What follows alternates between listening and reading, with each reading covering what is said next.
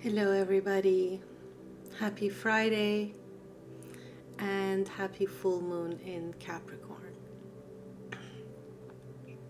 So the full moon has not happened yet at the time that I am recording this. The full moon is going to happen this evening in about 6 hours at 9:06 p.m. Eastern Standard Time exact. So we are doing this session of release just before the actual full moon, but it is within the first 24 hours, which is the most potent time anyway. So I hope you had a chance to take a look at the session yesterday and you have had a pretty good introduction to your root chakra, what it is, where it's located, what its mantra is, what the function of it is, and why we want to connect with this chakra. The point of the session today is to actually release any blockages that we feel with our root chakra. Now, I'm doing this release also on the full moon in Capricorn, which is really, really fitting, right? So Capricorn is cardinal earth, and the root chakra also has the element of earth. So on this day, where on the zodiacal calendar, we are being invited to let go of all those patterns that no longer serve us, having to do with the element of earth, cardinal earth, season starting earth. On this day, we can let go of all of those thoughts, patterns, beliefs, learnings we have had over the years that no longer serve the best purpose for our root chakra. So the purpose of the root chakra, the mantra for the root chakra is I am. This idea of you being worthy by the virtue of you being. This idea of you being good enough, of you being more than enough, of your existence being the whole point, right? Because the universe needs your existence in order to continue creating new things that have never been. It needs your imagination, it needs your energy, it needs your motivation, right? So because it needs all of these things, you, by the virtue of you existing, are more than enough, right? And it's this idea of having to be perfect that we have been taught by our societies, that we need to be perfect in order for us to be worthy. That is absolutely not the case, right? You are perfect just the way you are. You don't need to change anything to become perfect. You have always been, you will always be perfect just as you are. So a lot of us will have gut reactions to the sentences that I am saying, because there is a lot of energy, effort, and money going into the things that will put into our conscious and subconscious mind the idea of, no, you are in fact imperfect. No, you in fact do need to measure up in some ways. You need to be measured. And in fact, you are always measured and found wanting. So there is this idea that if we are imperfect, if we are hurt, if we are somehow not matching the expectations of our society, that we are worthless, that we can be cast aside, that our lives don't matter. If you are on the wrong side of the aisle, whether it be politically, whether it be religiously, whether it be with your gender, whether it be with your orientation, whatever it may be, there are places where your being is being rejected by society because you don't fit certain norms. And no matter where we are, what part of the world you're in, all of us live in systems that have discrimination built in, some more than others, some more systematically than others. But there is no system on the face of this planet that I know of that is completely egalitarian, that meets all the needs of its citizens equally, that doesn't face any discrimination or hateful speech or hateful behavior or discriminating behavior within its citizenry. I don't know of any such places on earth. If there is one, please put it in the comments and I'll move there tomorrow. But most of us live in a situation where even at work on a daily basis, the thing that you're doing to sustain your life is constantly being evaluated. You're constantly being measured, and most of the time you're found wanting, because we are feeding a bottomless pit. We are feeding this system that's an abyss. No matter how much energy you put into it, it still wants more. It is never satiated, and it is never going to be. So we always come up short. So every single one of us, no matter where you are from in the world, no matter how old you are, none of that matters. We have all been exposed at one point or another to the thought pattern that says we're not enough, that we need to be better, that we need to do better, that we need to make more money, that we need to succeed more, that we need to achieve more, that we need to consume more, right? Only then will you be considered part of the elite.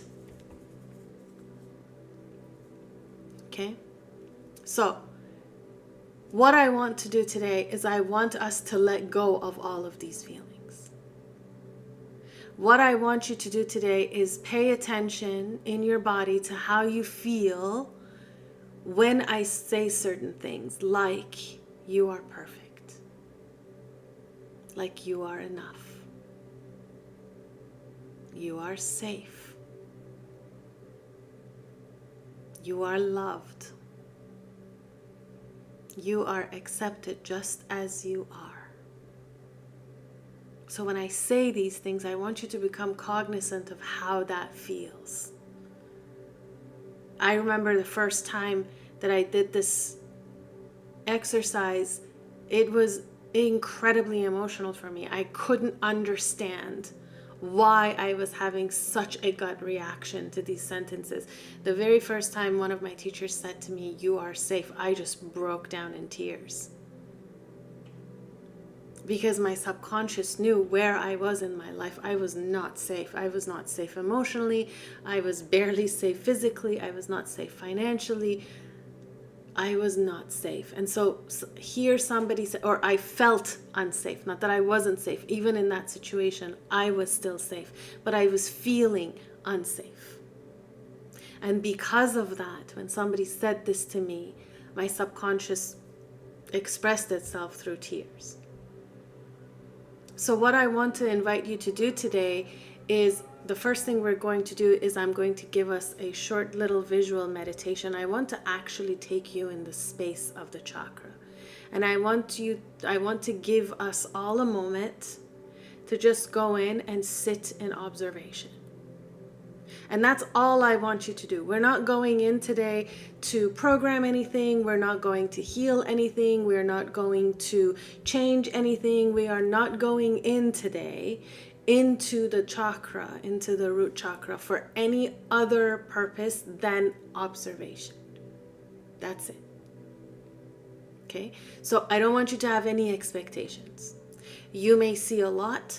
You may see absolutely nothing. Either way, this is perfectly fine. All I want you to do is release any expectations that you have. And all I want you to do is be in a quiet moment as the observer. As the thoughts come up, as the sensations come up, observe them, notice them, but don't engage with them. Don't start arguing with them. It's just kind of like you're taking attendance. Oh, this is here, and this is here, and this is here. And we're just noticing the fact that they're there. We are not doing anything else. Okay? We don't want to change anything. We don't want to, and I think that's part of the problem. A lot of the time we go into these meditations with this expectation of what we're going to get. And if you're meditating with any kind of expectation, you're not meditating at all. That's not the point of this thing. The point is, sometimes they say in meditation you want to quieten the mind. Well, the mind is never going to be quiet. It's going to be very difficult for you to do. That mind is always working. That mind is never going to shut down, because if it shuts down, your body shuts down. Your mind needs to be alert at the very least to keep the equilibrium of your body. It needs to maintain your heart rate and breathing rate and body temperature and all of your involuntary body function. So your mind is never going to stop. What we're talking about is we want the conscious mind to stop jumping from branch to branch. And even if it is jumping from branch to branch, all we want to do, we don't want to chase it. You just want to become aware of the fact that it's jumping. That's it. And so that's what I want us to do today. I want to take you into a meditation where I wanted to actually take you in your mind's eye into this rounded room, which is filled with this red cloud that is twirling about itself. And I just want you to notice. I want you to notice if you see any of that, if you see none of it, if you see something different.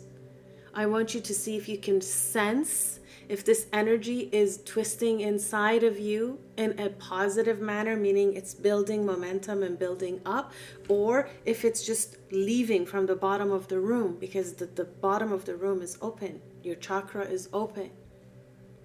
If the bottom of this tube is open, then all of your energy is leaving. Right? And I just want you to notice that. And there's no judgment. There's no right or wrong. And you will be in a different spot every single time you do this meditation. You're never going to have the same experience twice. And whatever comes up, it's okay. And here's what we're going to do. Whatever comes up, whatever you see, whatever you sense, whatever you feel, whatever physical sensations you notice, we're going to attach all of that, the thoughts, the emotions, the physical sensations, we're going to attach all of that to our dominant hand. And when we come out, we're just going to put it on paper. And then we're going to slowly start working on it. Okay, so we're not just going into observation and then doing nothing with it. What we're doing with the observation is afterwards. In the meditation, I don't want you to do anything. I don't want you to go into the meditation with a specific kind of idea in mind. I actually just want you to go into meditation to observe, and then when we come out, we will do something with those observations. So I'm going to placate the ego side of you that wants to be productive, that wants to do something, that is looking for some kind of a result. We're just going to take that out of the meditative process and put it in the art process where it belongs. Okay? So, if you've never done meditations with me before, I usually have a little warm-up that we're going to do together today. What I'm going to do is I'm going to lead you through 9 deep belly breaths. Okay? And with the first 3 breaths, I want you to connect with your own body. I want you to imagine that where all of your chakras are attached to each other is a long hollow tube. And as you breathe in, you're going to fill this entire tube with light. And as you exhale for the first 3 breaths, we're going to let any tension, physically or mentally, to leave through this light as if it's smoke or some kind of a dark cloud. I want you to visualize really the tension seeping into this light like smoke and coming out either through your mouth and nose or through the crown of your head. It doesn't matter, whichever one feels more natural to you. Okay, so that's the first 3 breaths. With the next 3 breaths, we're going to actually connect with Mother Earth. We're going to ground ourselves. Again, this is the root chakra. This is where we ground. So what I want you to do, and I will lead you through this, I want you to grow roots from where you're sitting and really connect to the core of Mother Earth and then pull all of that energy up. So that will be the next 3 breaths. And then the next 3 breaths after that, we're going to connect with universal consciousness. So I want you to let yourself and your awareness grow as big as you can and connect to this whole realm of probabilities and possibilities and be open for whatever information that is to come for you. Okay? And that will be the last 3 breaths. Then I'm going to guide you down a little elevator that is going to take us to the space of the root chakra, and then I'll guide you through from there. So We'll do this little meditation first, and then we're going to come out, and then we're going to put everything we see onto paper. Okay? So if you're ready for the meditation, if you are seated on a chair like I am, make sure that you uncross your legs. Feet are flat on the ground. We want to feel as grounded as we can. Make sure that your back is straight. So allow your spine and your shoulder girdle to sit on top of itself weightlessly and without any tension. Make sure you're not wearing your shoulders for earrings. So drop your shoulders down and back, chest out, stomach tucked in so your back is actually straight. Drop your chin a little bit, tuck your chin a little bit so that you make sure your spine is actually straight. We're not hyperextending our neck. Release your tongue from the roof of your mouth and put your hands in a receptive mudra on your lap, either palms open or left under right, thumbs coming together, and we're going to place the thumbs just under our belly button. Okay, and when you're ready, when you feel grounded and ready, we're going to close our eyes.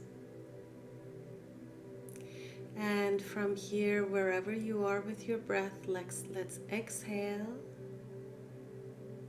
And now with your first deep breath in, I want you to fill yourself with as much light as you can. Really expand your belly as you breathe in. And as you exhale, let all of your physical tension come out like smoke from your nose or the top of your head. Next deep breath in. Really expand your belly. And as you exhale, release any mental tension or physical tension into the out breath.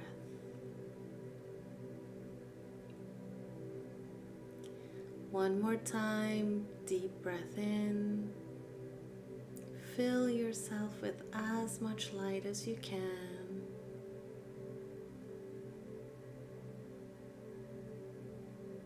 And as you exhale, release any remainder of tension in your mind and in your body.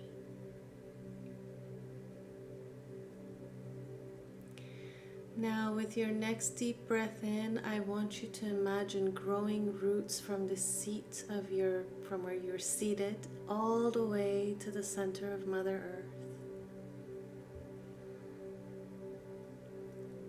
And as you exhale, feel her warmth seep into your veins from your seat, warming your whole body. With our next deep breath in, we send all of our love and gratitude for Mother Earth for creating and sustaining us.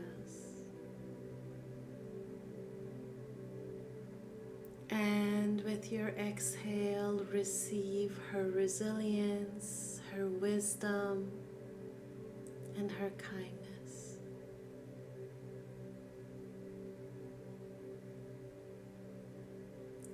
One more time, let's take a deep breath in and send all of our love and gratitude to Mother Earth for everything she's given us.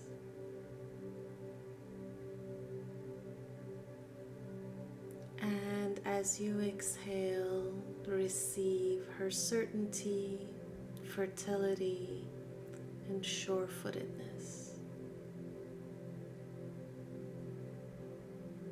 Now, as you take another deep breath in, I want you to expand your consciousness way beyond our planet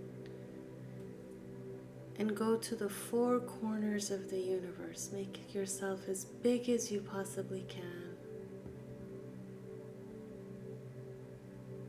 And as you exhale, become aware of the sands of time and the passage you're on in space-time.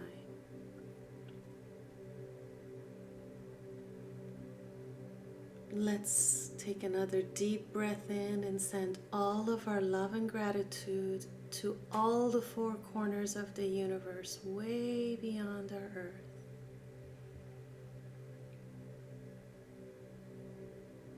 And as you exhale, allow yourself to become open to any information or wisdom that is meant for you today.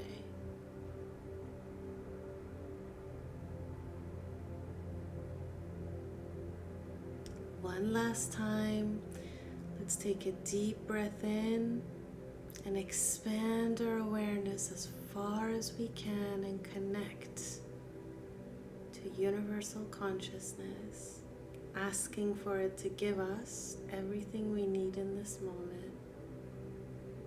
And as you exhale and release, I want you to start imagining yourself in miniature, standing at the crown of your head. Release your breath and breathe at a rate that is comfortable for you. Right in front of you is an elevator that goes down the same shaft that you are lighting up at the beginning of this meditation. I want you to step in and slowly start descending into your own body. Slowly we descend past the eyes and the nose and the mouth. As we pass the chin and enter the throat, the further down we go, the darker it gets behind your eyes. We go past the clavicles, past the heart and the lungs, past the stomach, your large and small intestines, and you come to the very bottom of your spinal column. The doors of your elevator open and you step out into a small hallway leading straight forward. You take a few steps and you come face to face with the door to your root chakra.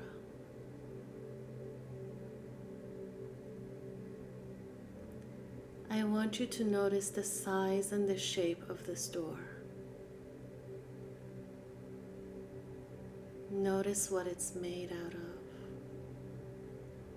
what color it is,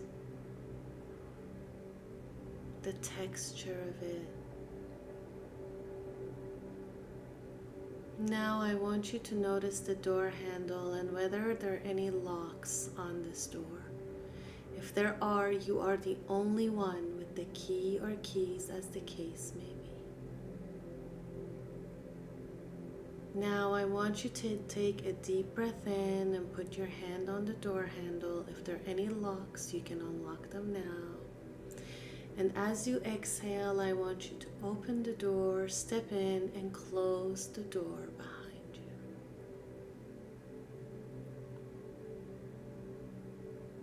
The room you're standing in right now is your root chakra. This is the basis for your feeling safe,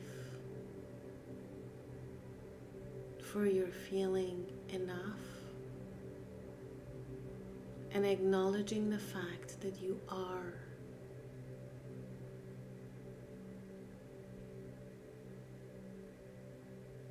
The stronger your root chakra is, the brighter red it will shine. This place also contains little clouds that are going round and round in a circle. I want you to notice the speed and the amount of clouds that are in your chamber. they going up all the way to the ceiling? How tall is the ceiling? Or are they just circling in slow fashion close to the ground so you can almost see the ground, the floor of your chakra, the same as your pelvic floor?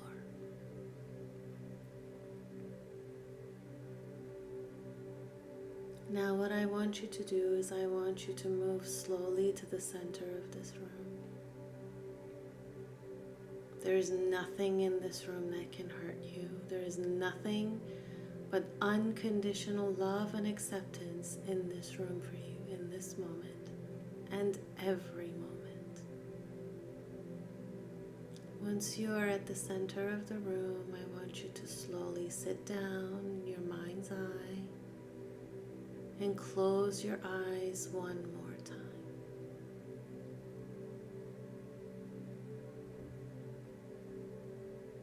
I want you to sit here, and I just want you to observe what comes up in the next minute or so. I want you to notice your thoughts, your emotions, and any physical sensations, including their location in your body.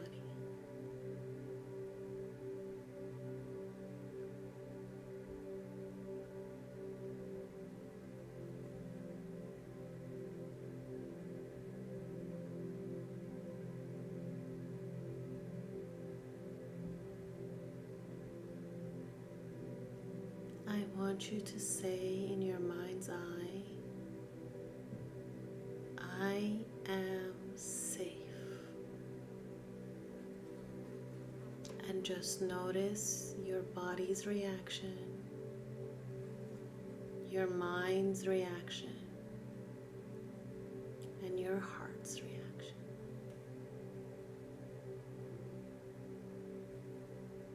There is no judgment here. Everything is safe.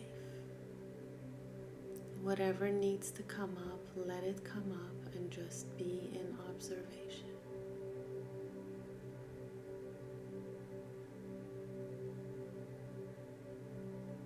I am enough.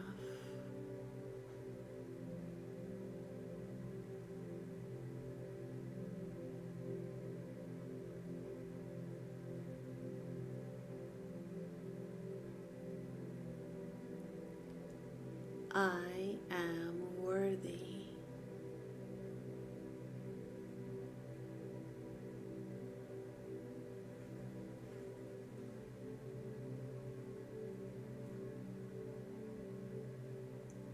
I am perfect, just as I am right now.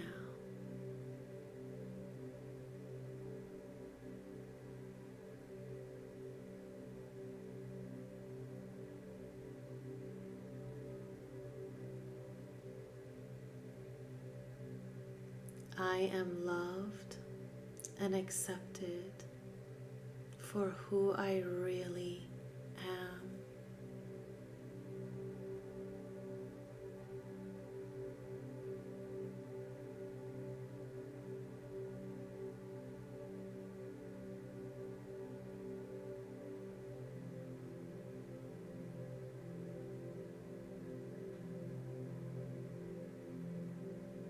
I am unapologetically myself.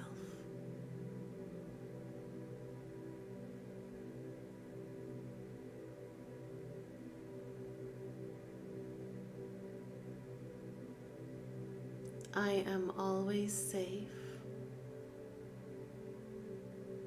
have always been, and will always be.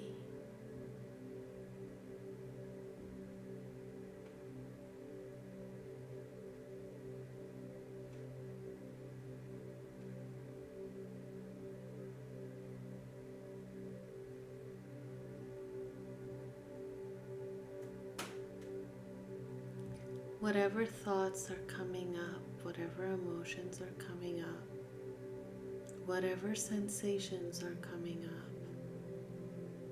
I want you to hold on to them, be aware of them, but do not engage.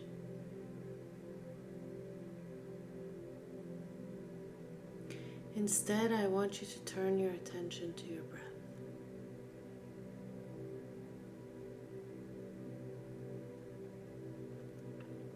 In this moment, in this space, there is nothing that threatens you. And so you're breathing deeply and calmly.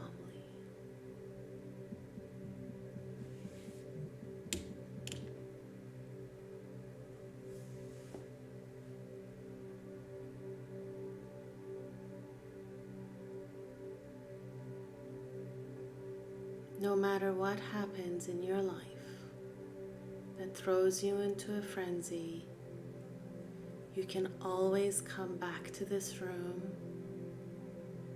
this rate of breath, and this feeling of safety.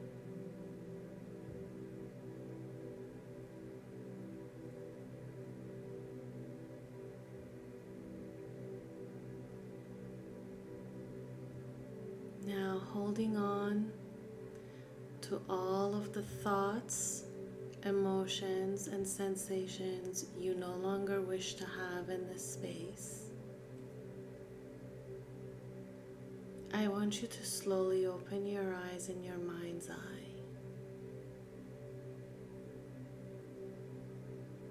Look around the room again and see if anything has changed at all.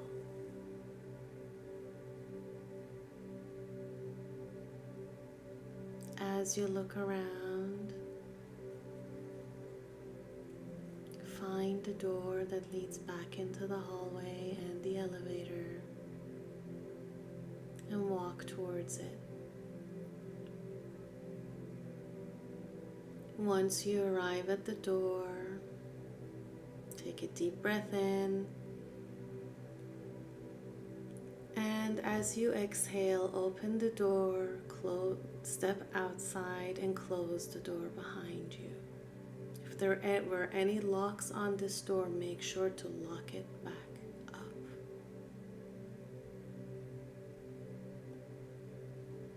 Once you're ready, let's step back into the elevator. Holding on to all the observations and sensations, let's start climbing back up inside the body.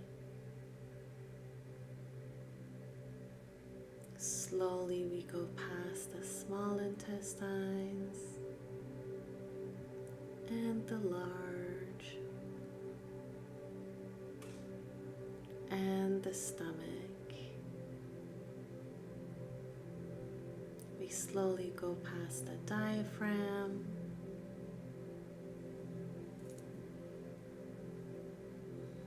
and the lungs and the heart.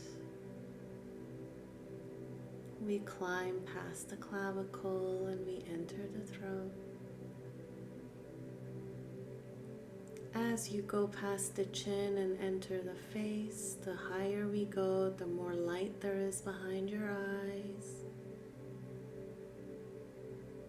We rise past the mouth. Wiggle your toes as you get to the nose. We go past the eyes. And as you arrive at the crown, I want you to bring your awareness back to the present moment. And when you're ready, open your eyes.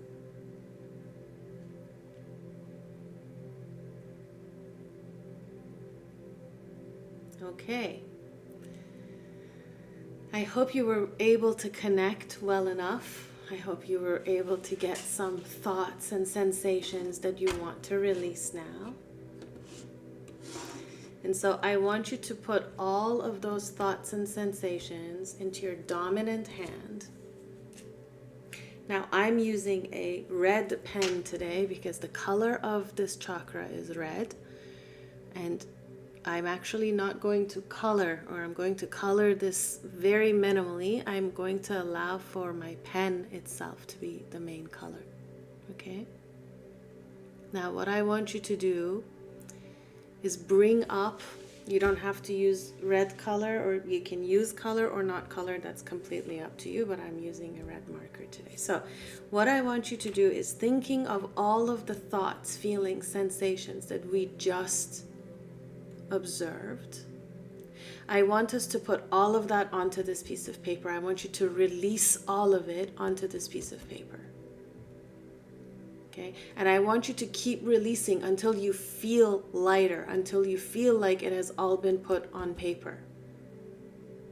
Okay? There are no words, there's no explanation. It is just a pure transfer of energy from your insides onto this piece of paper.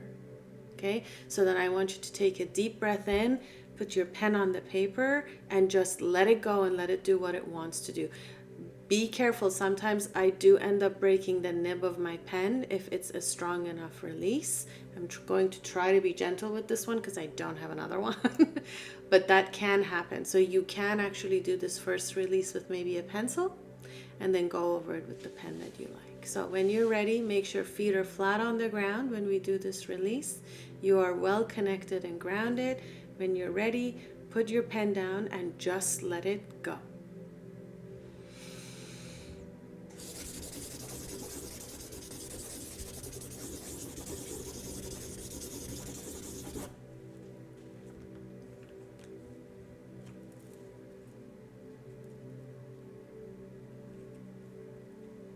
You will end up with your version of this.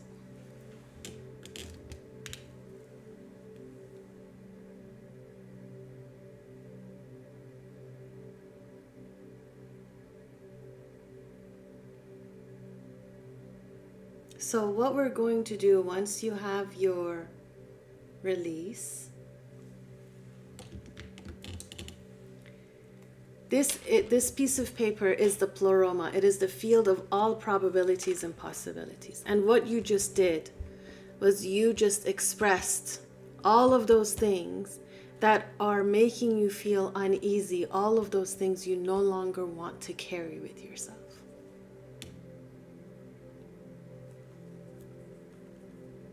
Okay?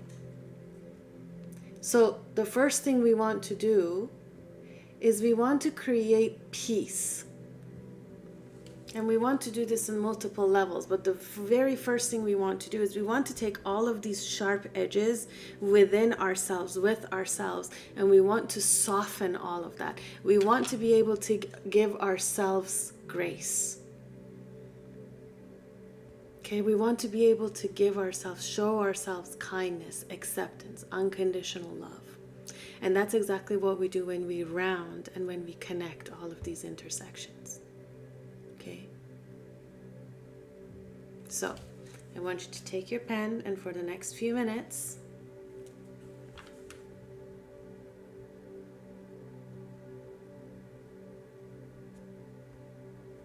I want you to come in and round all of these intersections. I think I need to use the other nib because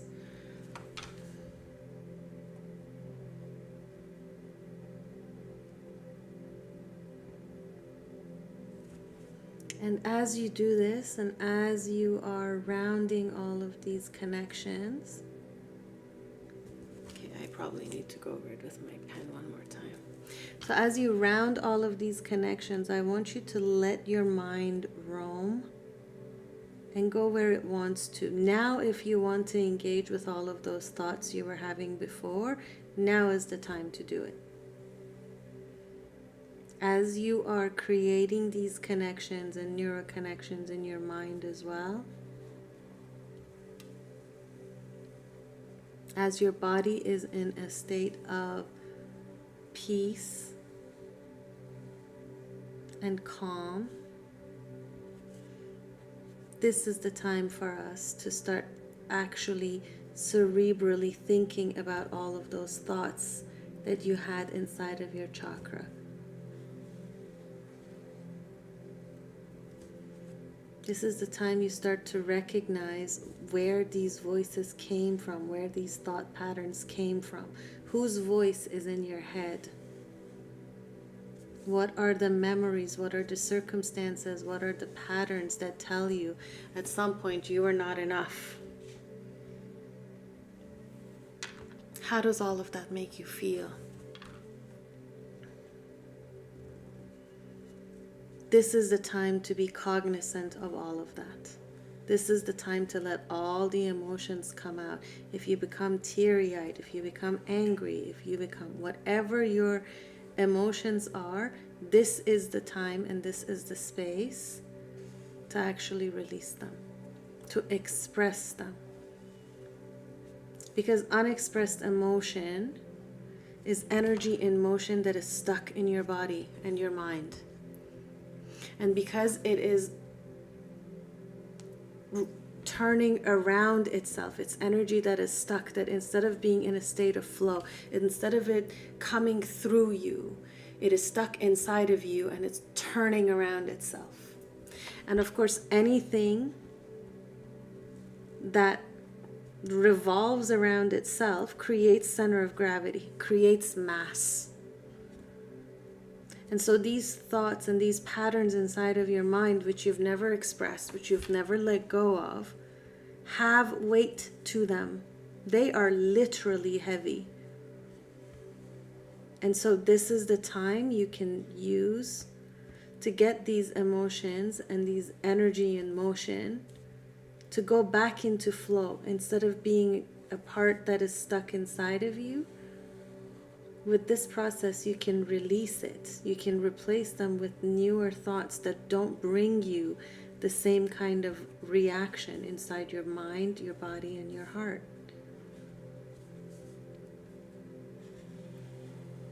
Because now that you've become aware of the existence of this energy, you also have the option of changing and resolving it.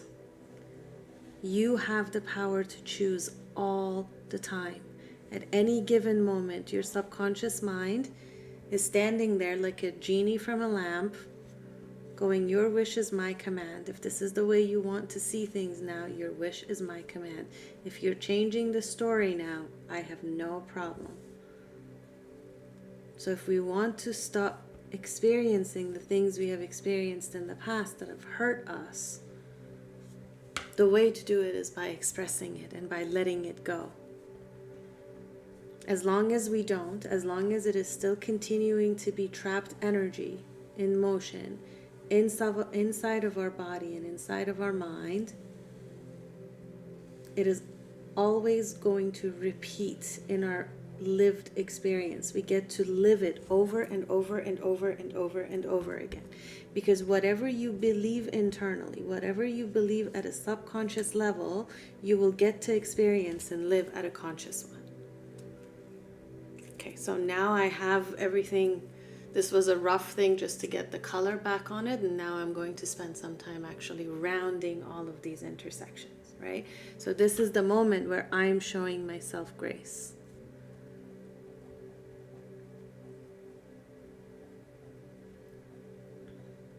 You know, a lot of the standards, a lot of the things that were put into our minds were things that were programmed into us when we were kids, before we even had a conception of the fact that we are a self or that we have a self. And a lot of these thought patterns are either arbitrary or outdated, or both.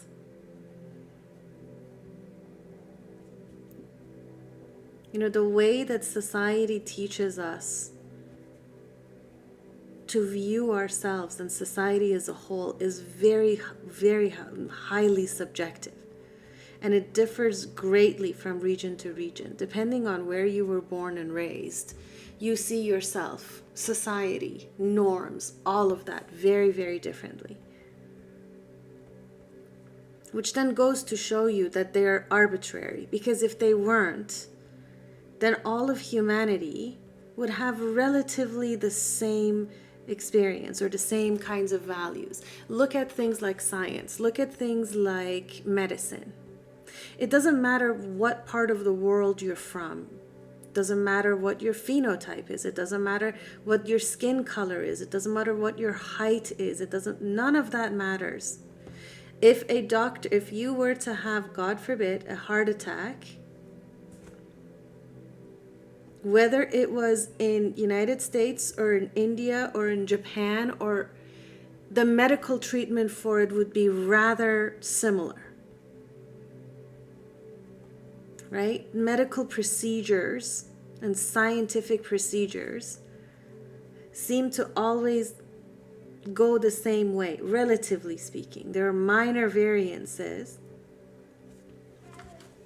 but as it goes for the human body, it seems like it is universal enough that no matter where you are or where your patient is from as a doctor, you can usually follow the same protocol and get results. Right? But when it comes to our social sciences, that's not the case. When it comes to things like understanding, like sociology and psychology, these are not exact sciences. No two people seem to react exactly the same to the same stimuli. And that should tell us something. That should tell us that the standards that are built into our system as young kids, when we are the most impressionable, the ones that become our automatic responses, even when we are not aware of them, are highly arbitrary.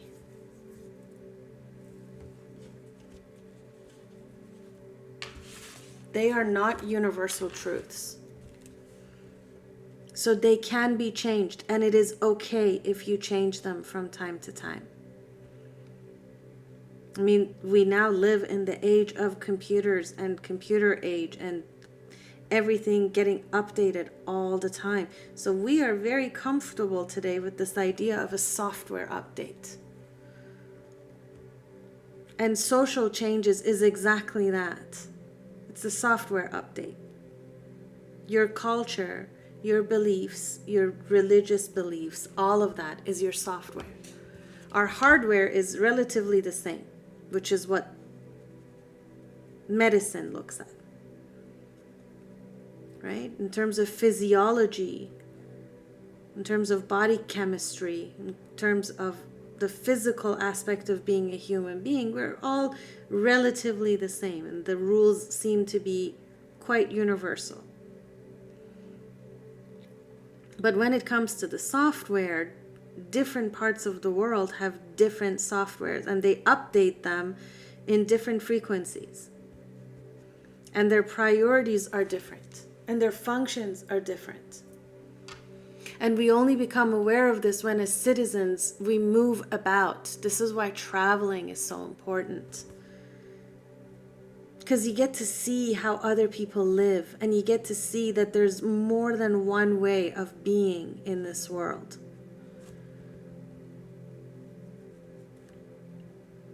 This is incredibly important, especially if you have felt like the black sheep in your family.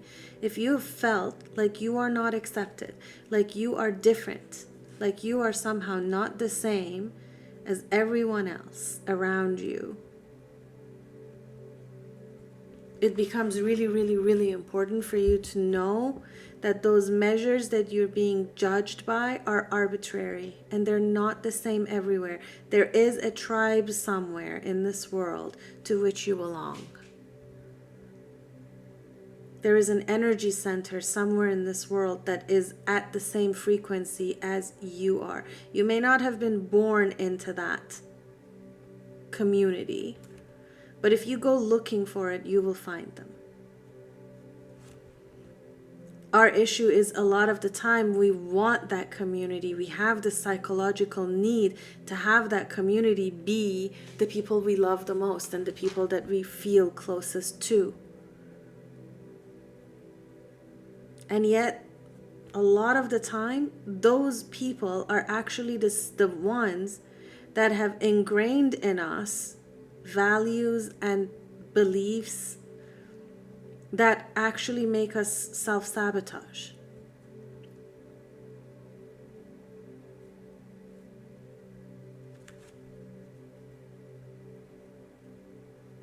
Because those values and beliefs were put into the people we learned them from by a society and by a system that didn't care about them or us. It only cares about itself. It only cares about assimilation. And society doesn't care about individuals. I think that's blatantly obvious in the world that we live in today. Society only cares about its own survival.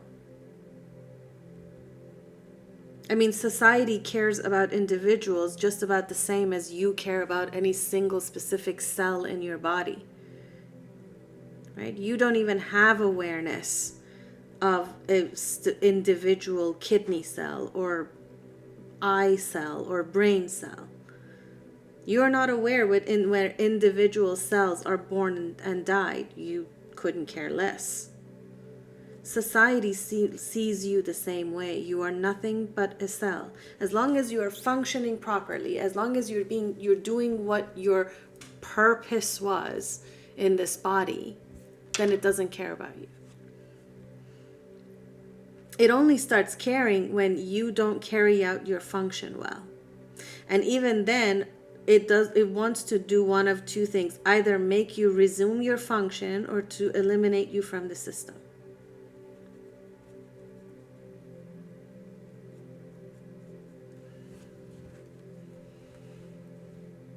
Our society is a mirror of our bodies. If you care about individual liver cells or eye cells, or then you can expect society to care about you as an individual. But this also puts all of the responsibility of you living a good life on you and removes it from society. Because the only one for whom it matters whether or not you have a fulfilled life is you. Society will fulfill its need from you whether you want it or not, whether you like it or not. It will get out of you what it wants. The question is, can you get out of society, and can you get out of life that which you want? And in order for you to be able to get it, the first thing you need to do is be able to express it. And for you to be able to express it, you need to get rid of all the limiting beliefs that tell you you don't have the right to want those things. You don't have the right to experience a different way of living. All of these limiting beliefs were put into us by well-meaning people who love us very much, who had also drank the Kool-Aid of their time, of the morals of their time. Except we don't live in those times. We live in a brand new one. Life is unprecedented right now on this planet, and I think it will go on unprecedented. So, I've talked a little bit more than I usually do, but I really want you to give yourself permission with this composition to let go of all these expectations that you need to be anything but what you want. Do you even know what that is? Do you even know? Are you even on your own list? Do you get anything done in your day that is just for you, that isn't at service to someone else? Or have you been in survival mode for the longest time, doing what is absolutely necessary just for you to make it from one day to the next? If you're in survival mode, your root chakra is wide open because you are acting out of insecurity. You're acting out of a place of fear. So whatever you create is going to exacerbate this feeling of fear for you.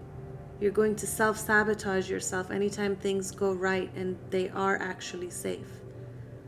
Because the only thing you know, the only thing that you are comfortable with is that state of fear. You know how to survive. Do you know how to thrive?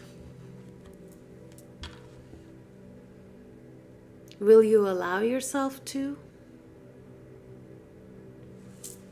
Will you be brave enough to explore, to give yourself permission to be different? Or not? To be who you want to be, regardless of what anyone thinks about it.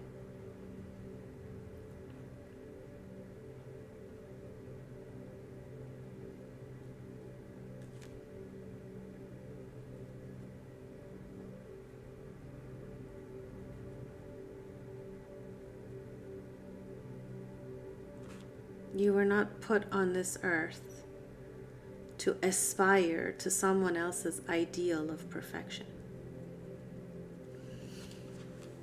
You were already born perfect. Flaws and all, warts and all.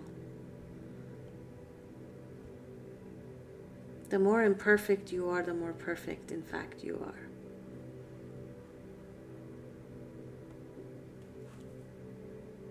Can you love yourself unconditionally? Can you accept yourself as you are right now?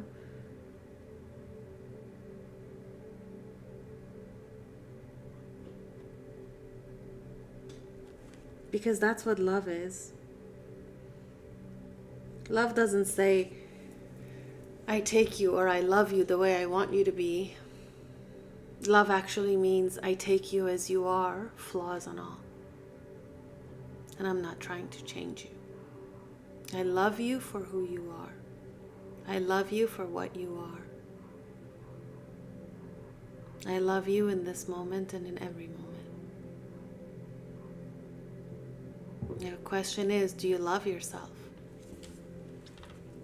Do you give yourself that grace? Do you give yourself that unconditional love?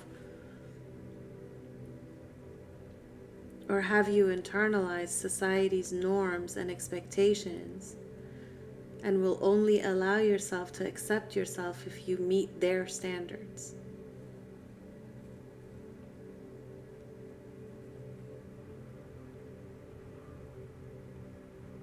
What are your standards? What do you want out of life?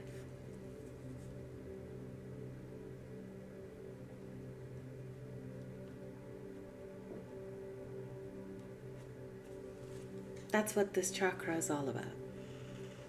Who are you? How do you feel about you?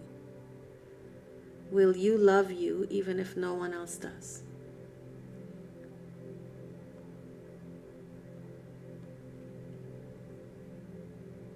Because once you do, once you really love yourself and learn to accept yourself the way you are right now, with all the mistakes and the failures and the successes and the good moments and the bad moments and the lapses in judgment and the miracle moments you've gotten through,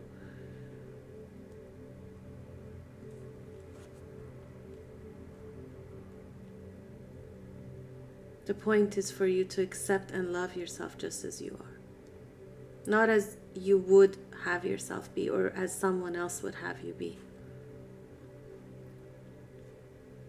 But just as you are in this moment. Without competition, without comparison, without expectation. You are worthy because you breathe. You are valuable. You are beautiful. You know how much energy has gone into creating just you?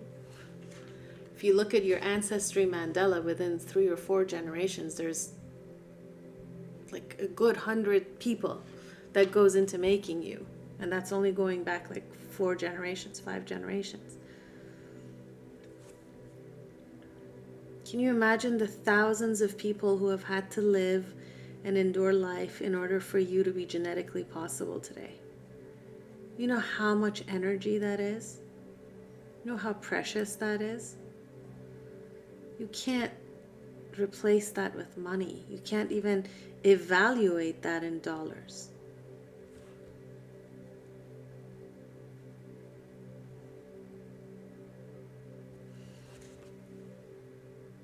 Your existence matters more than anything. Your expression, your curiosity, your state of being, all of that matters a lot more than you know. And you are the one who needs to find that value first. Other people are not so likely to find that for you or to give you the grace to give that to you. This is something you find for yourself and you cultivate it and you don't let it go. And it becomes a non-negotiable. Nobody else in your life can do it either.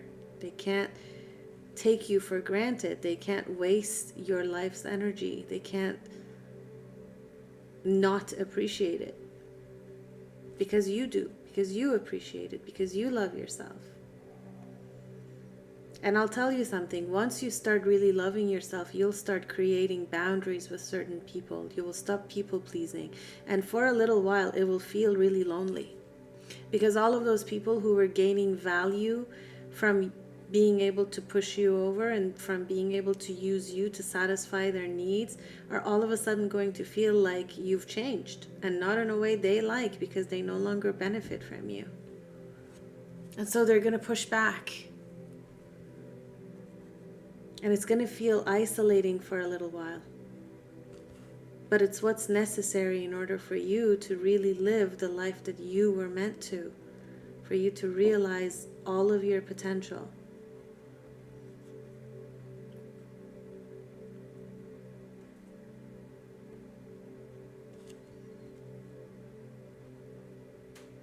You'll renegotiate the way people are and behave in your life.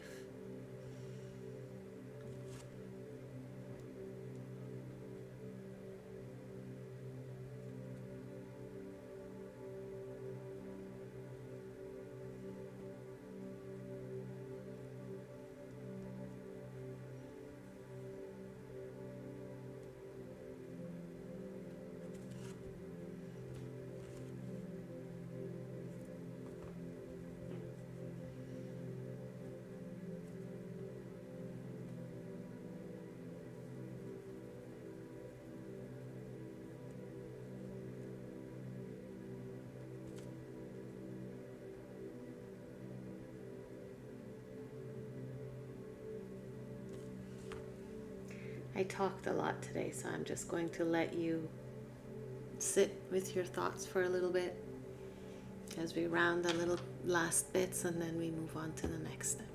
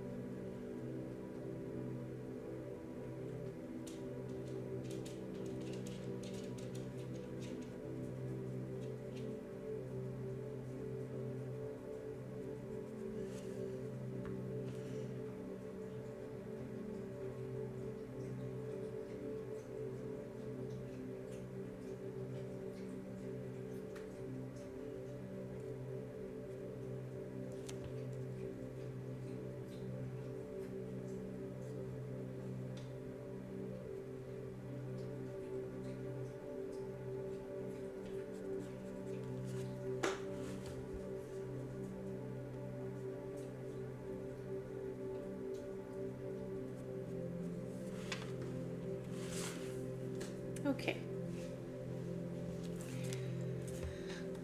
Once you have all of your intersections inside of yourself rounded, you'll end up with your version of what I have on this page. And this is the first step of you allowing yourself to have peace, inner harmony, bringing love to yourself, bringing grace to yourself, bringing forgiveness to yourself. Okay, we're going to be kind and soft to ourselves first, and then to everyone else. Okay, now the second step of your expression is going to be society. Whatever your personal expression is, you didn't get here by yourself. And in order for you not to have this energy trapped like it is, you're going to need other people. You're going to need society to help you with this. You're going to need an energy exchange with other people. And that's what we're going to do in the next step. So what I want you to do is any sharp edges that you have, okay, anything that is sticking out, I want you to dissolve them. I want you to create neurographic lines out of them. And I want you to dissolve them into the corners of your page. Now, we're going to do this not just with sharp corners, but also with any curves that are sticking out as well.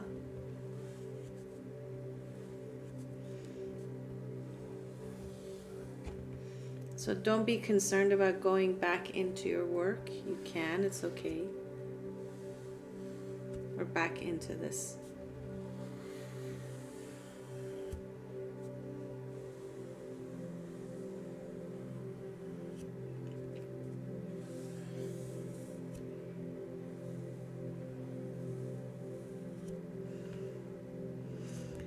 My marker is drying out.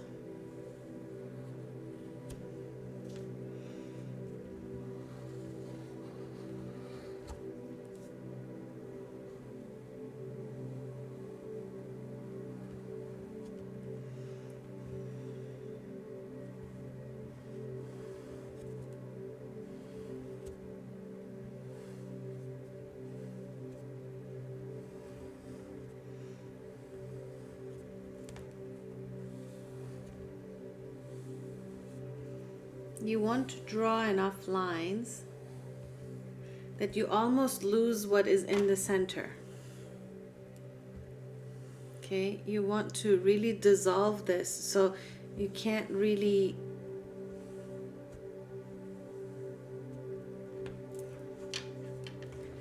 if you dissolve it very well, then you won't be able to notice where your original release was at all.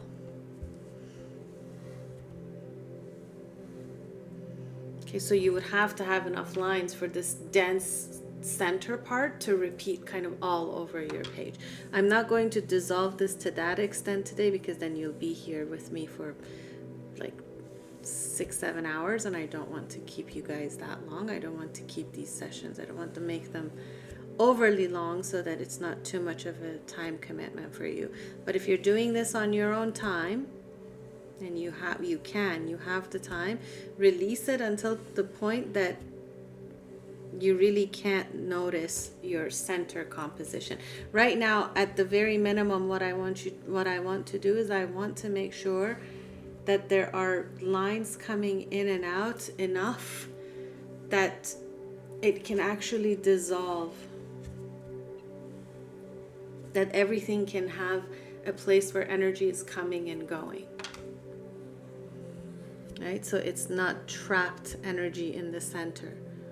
All these lines have somewhere that they're being fed by and also feeding into. I want this energy to move, because all of these lines that we're drawing are other people in our environment. This is our society. And so what I want to do is not only involve them in my problem and in my solution, I want them to be a resource for my solutions. But also, I want to, by grounding all of these intersections that I have now created, I want these relationships to be harmonious ones.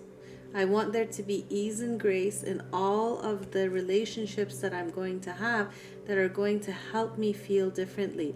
A lot of the time, this is going to mean creating tension with people, especially because if we've been people pleasers for a very long time, and as women, I feel like most of us have been at one point or another, at least if we are no longer are.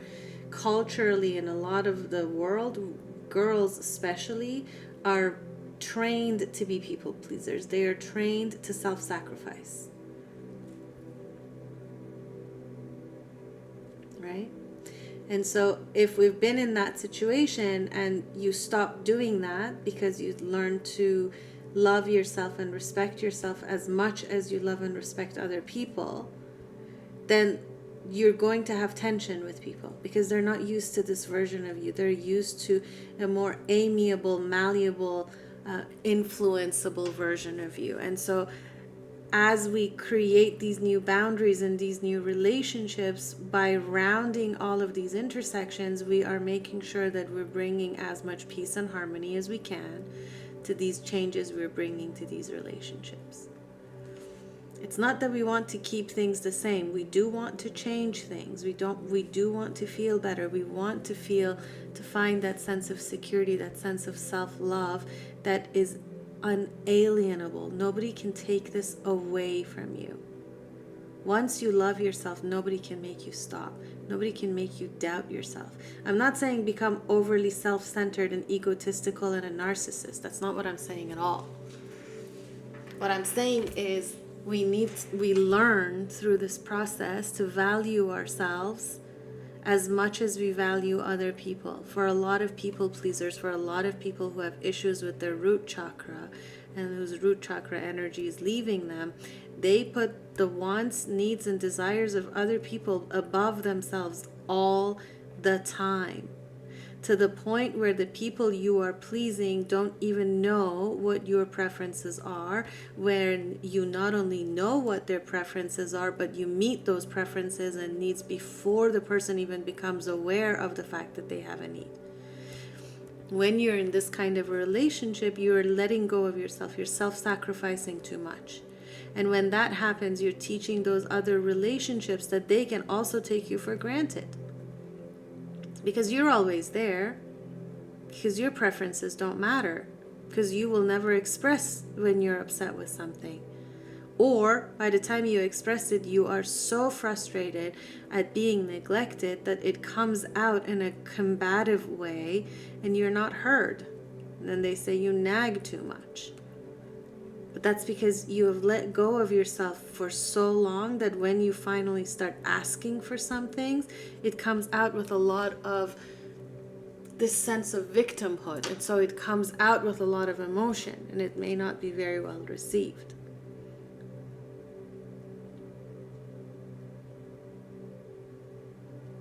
So as we change these relationships with the people around us so that we can honor ourselves more, so that we can honor that precious being that is inside of all of us, every single one of us, we're going to create tension with old relationships and patterns. And so by rounding these intersections, we are doing two things. One is we're acknowledging the fact that there's going to be tension. This is not going to be easy. This is not going to be smooth sailing the whole way through. And we're also consciously bringing in ease, grace, love, acceptance, and connection where there can be misunderstandings, misspoken, misuse of language, tension, all of that. Separation. We don't want to create separation in this process. This is why we connect everything by rounding them all together.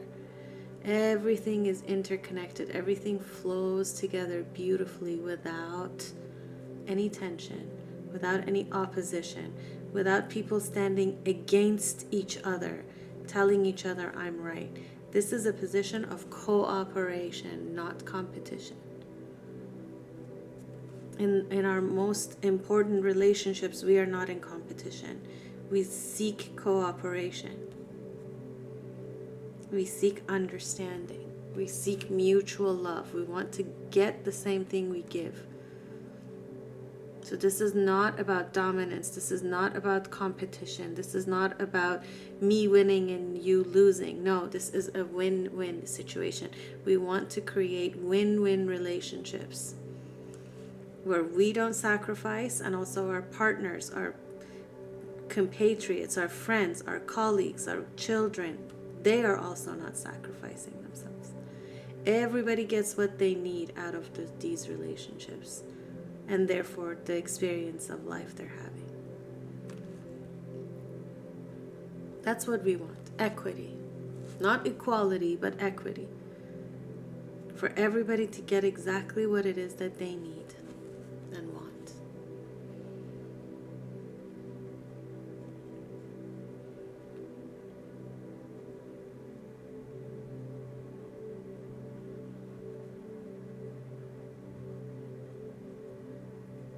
Sometimes actually the most loving thing you can do in a relationship is to terminate it. Because if you have built up enough resentment against somebody, you will never be able to regain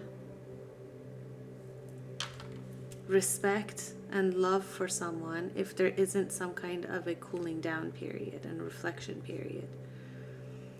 So at the very least, temporary, you will need to step away from a relationship until you're healed enough that you can resume having respect for that person or trust in that person.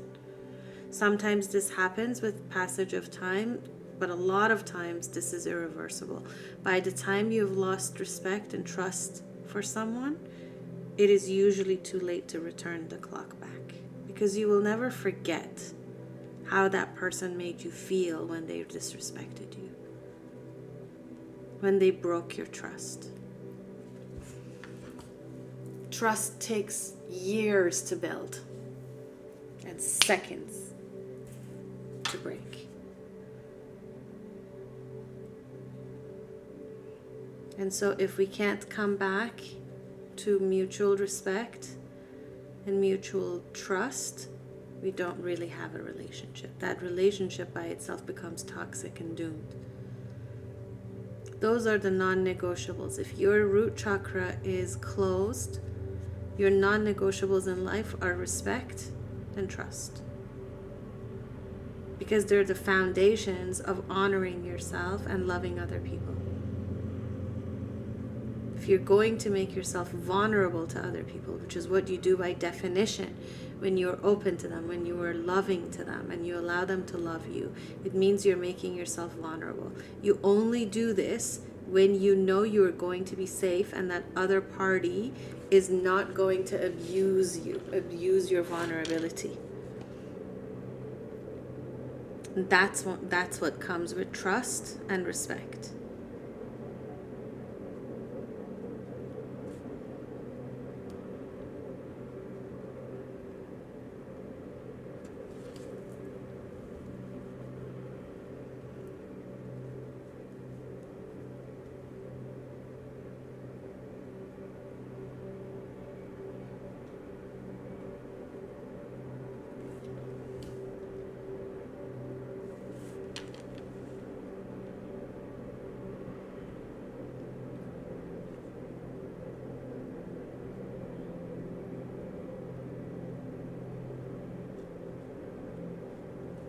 Again, the foundation of all of this is internal to you.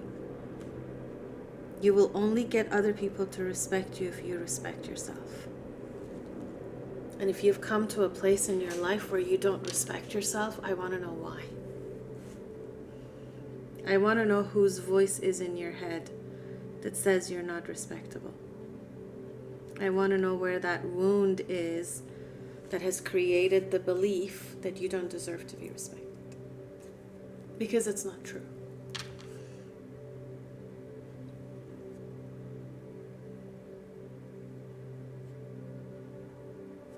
Also, as you go rounding all these pieces, if you feel like you need to add little lines here and there to break up big chunks of white space, feel free to do that. All your lines don't need to start from sharp edges or curves. They can also start from places where there's a lot of connection, where they're from nexus points.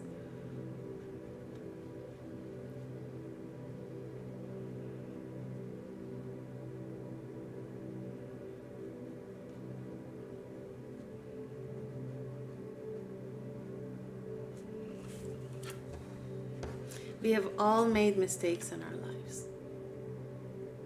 There's not a single individual on the face of this planet who hasn't made mistakes. In fact, if you want to be more successful, you should make more mistakes, because mistakes are the only way we really learn in this life. Pain is the only thing that leaves a permanent enough impression in your brain to create patterns.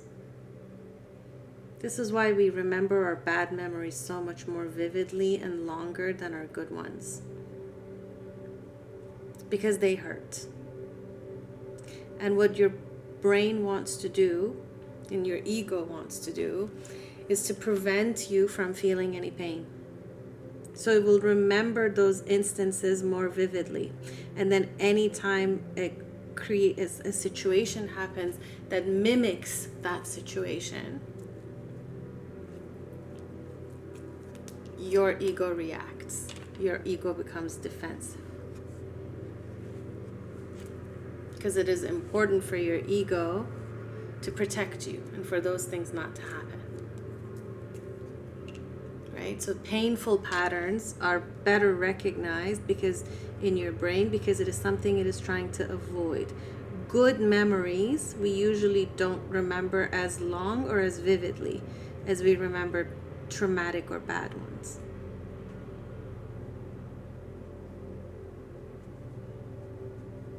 It's because your body isn't programmed to avoid pleasure. Your whole psyche is created to avoid pain.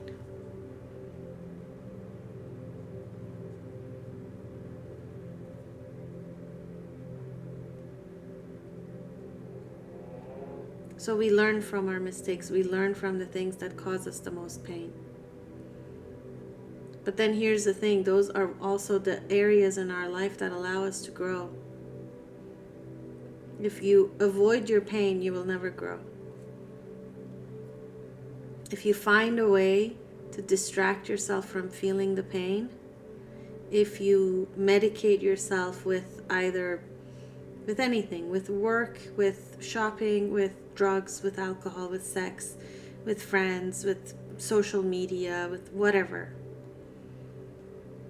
When you numb yourself, when you don't allow yourself to feel the pain, you're doing yourself the greatest disservice. You're taking away your ability to grow. There used to be this video on social media, I don't know if it's still around, of an old rabbi that was talking about lobsters.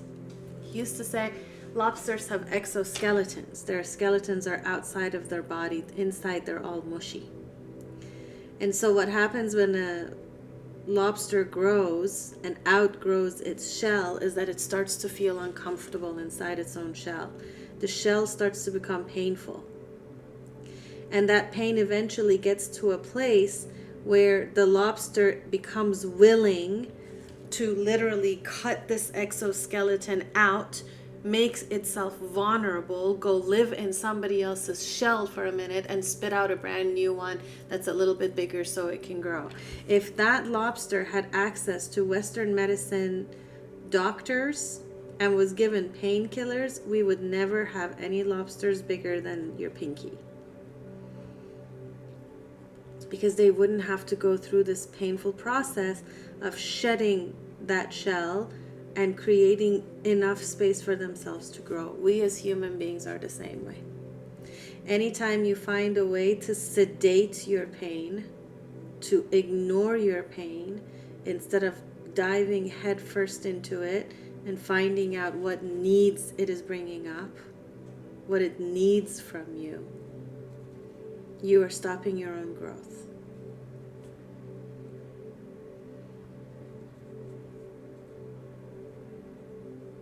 Everything that comes up for you comes up for a reason. It is usually your subconscious mind telling you, hey, we're ready to let go of this thing that no longer serves us. You're strong enough now. You have enough distance from it now. You feel safe enough now. So let me bring this thing up. But as soon as that happens, instead of actually diving into it and trying to see what our subconscious mind wants to let go of, we distract ourselves.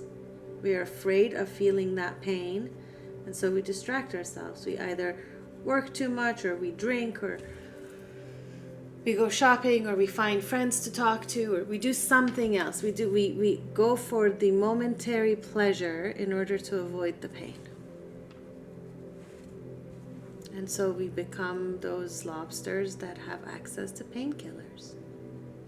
Never having to make ourselves vulnerable, cut ourselves open, go hide in a corner somewhere and create a brand new version of ourselves.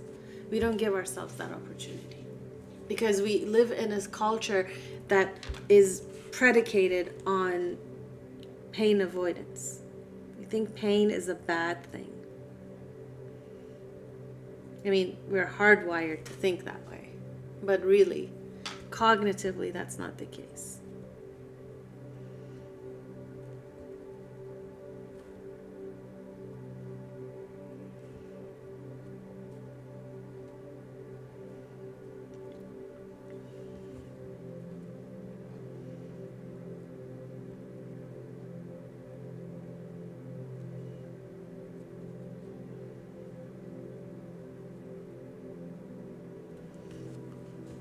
So on this full moon in Capricorn, which is all about legacy, I want you to really be aware of what your legacy is.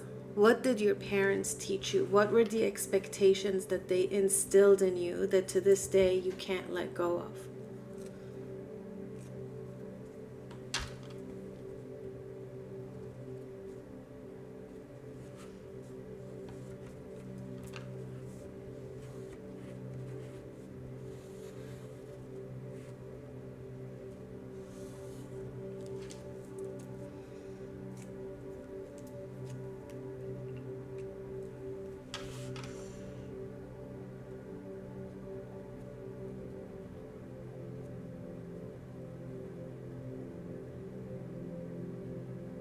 Those ways, those legacies that culturally and historically have limited you, are they still valid?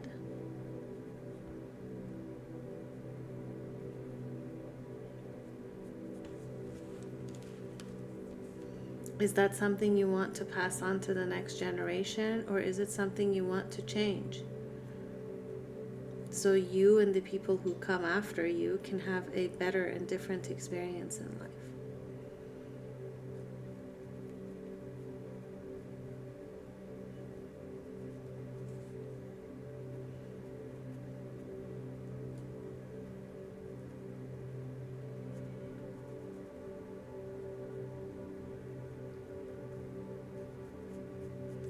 If you're not willing to look at your software and when it was installed and where and for what purpose, you will never change your experience in life. You will continue to experience the same things that make you disappointed and sad and feel limited over and over and over again.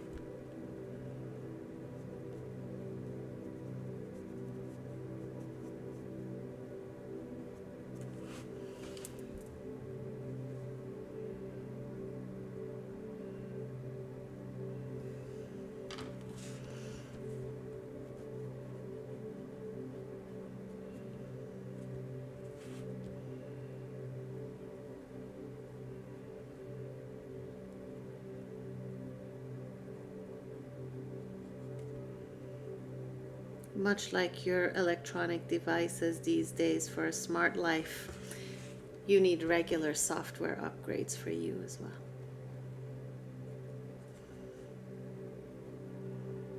The only thing is with you, there is no external force or external source that can come and say, hey, this is the upgrade. It's time to upgrade this one. There's nobody else nudging at you. There's nobody else telling you to do this. You're the only one who can do it for yourself. You are the only one who knows where all the skeletons are buried. And you're the only one who can unbury them. And you're the only one who knows what's right for you and what's not. There's nobody who can come and sedate you and do this for you. You need to love yourself enough to want to do that for yourself. You have to want a different experience of life for yourself bad enough for you to do this thing that can be very painful.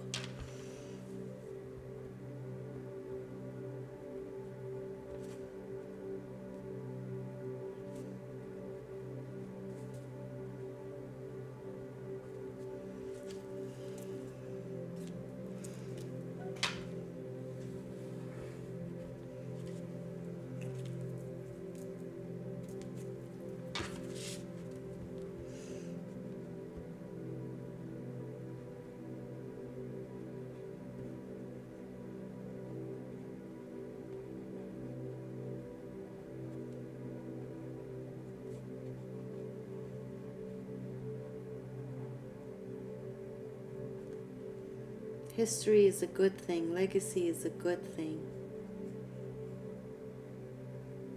It's what we build over time in society and in our homes and in our hearts and in our minds.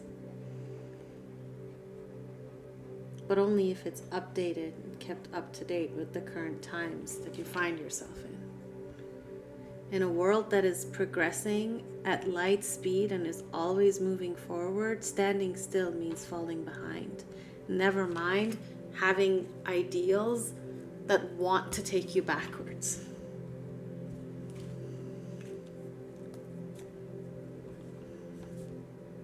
So it's important for you to take a look at your software, your culture, your thought patterns.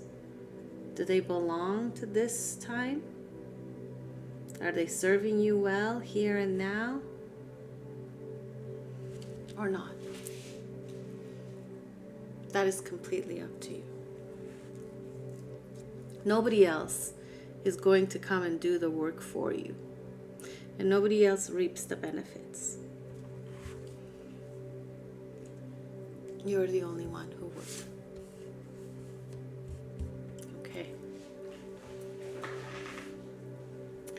Once you have everything rounded, the very last step is to color it.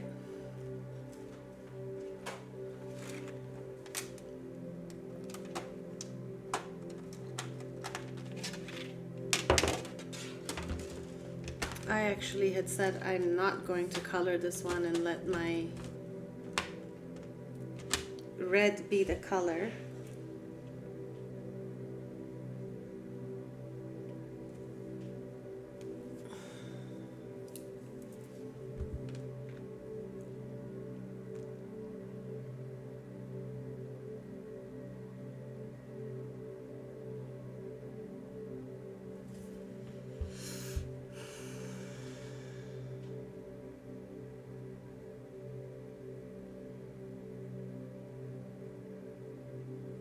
But on second thought, I think I am going to color it a bit.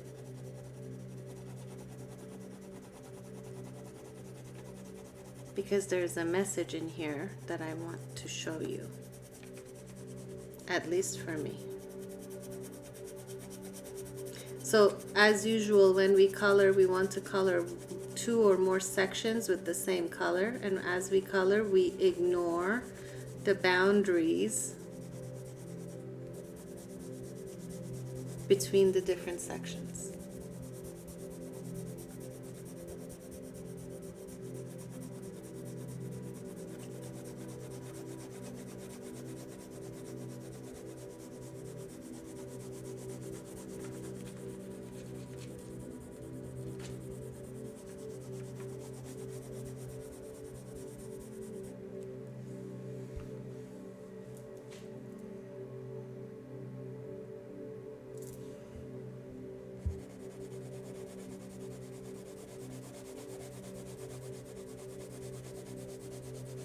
The coloring part is going to be completely intuitive.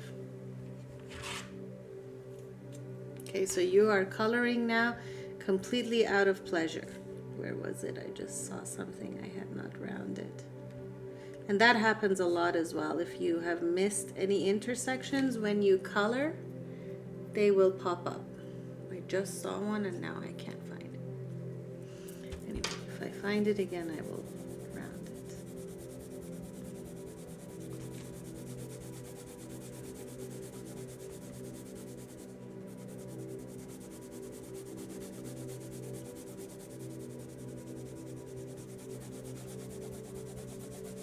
So allow your intuition to guide you in the coloring. Here.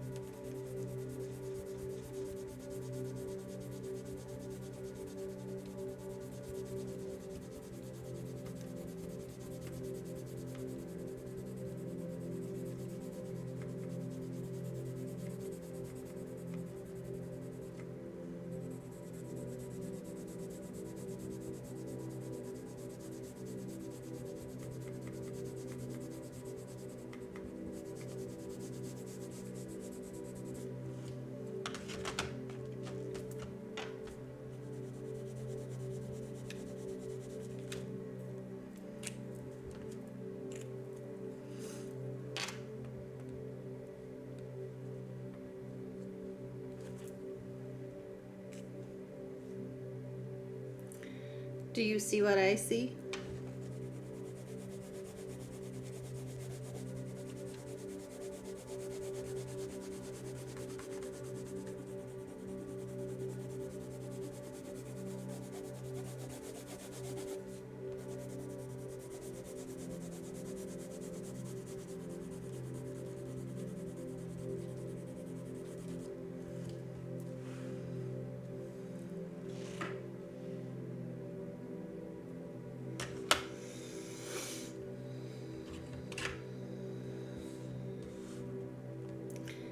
For me, there's a little butterfly smack dab in the center of all of this.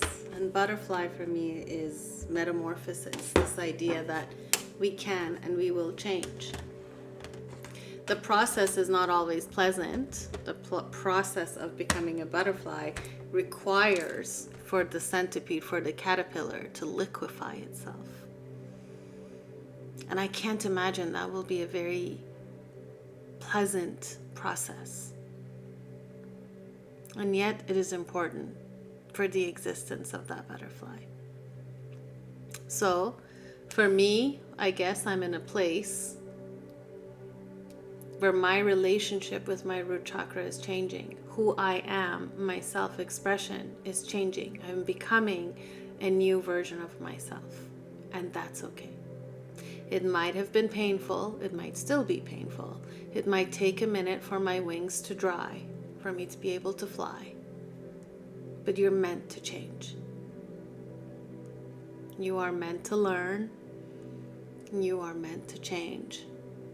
And you are meant to make yourself over and over and over and over again.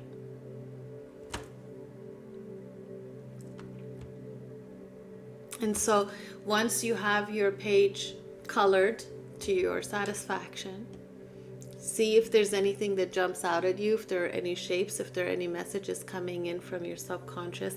That will be the resolution to what you were thinking about. And with that, that should be it. You have released any blockages for your root chakra. You are more than welcome to redo this composition as many times as you deem necessary. You can either come back to this video and do it with this all over again, or you can just listen to the meditation and do it because the instructions are not that complicated. It's up to you. don't move on to the next step. Don't move on to the programming, which we're going to do tomorrow, until you really feel like you have let go of the limiting beliefs that you hold on at the core of you. Because if you move on to programming, if we move on to the creation step, and we are doing this from a place of insecurity, it is building something on an uneven foundation.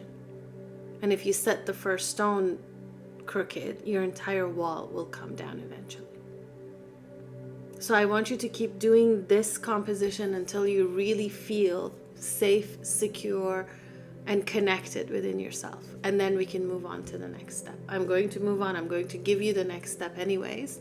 But I really don't suggest moving up to that space until you really feel comfortable with this, until you feel connected to your root, until you are not emotionally expressive when these kinds of ideas come up. And from there, we can create what we want in the next step. Okay? So, happy full moon in Capricorn. I hope you can really look back at your legacy, look back at your life, look back at your old beliefs and see how they do or do not serve you in this moment. And I hope you have the courage to change them. And I will see you all tomorrow, same time, 3 p.m. Eastern Standard Time, noon Pacific Standard Time, for the next step, which will be the programming of what we want to feel and how we want to express within our root chakra moving forward. So for tomorrow, we will be talking a little bit about neurographic geometry. And so we'll run through that really quickly, and then it will be up to you how to use that geometry to express what you want moving forward. So thank you so much for joining me today, and I will see you tomorrow for the next step. If you have any questions about any part of this, please leave it in the comments, and I will get back to you as soon as I can. Have a lovely day, everybody. Thank you for joining me. Ciao for now.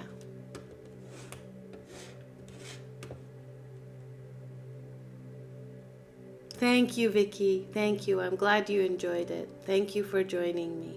I will see you tomorrow for the next part. Have a good one, everybody.